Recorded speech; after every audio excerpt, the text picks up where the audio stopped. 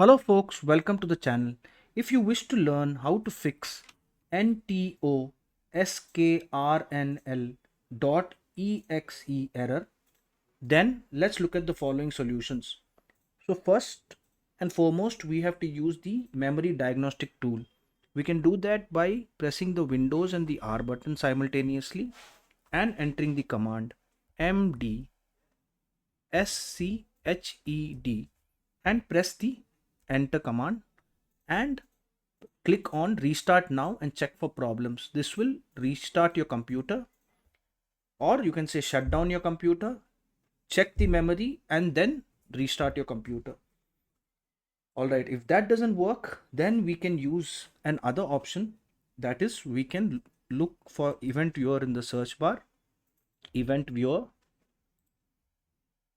and we expand Windows logs and we click on system. Now on the right hand side, we click find and we type the command memory diagnostic, MEMORY DIAGNOSTIC, and click on find next. So now this will run a diagnostic of the memory, and if it shows any errors it will tell you exactly what, and you can then work on that error. Finally, if this option also doesn't work, then the only option is to get your RAM replaced. I hope this video helped you. If so, please subscribe to the channel. Enjoy your day.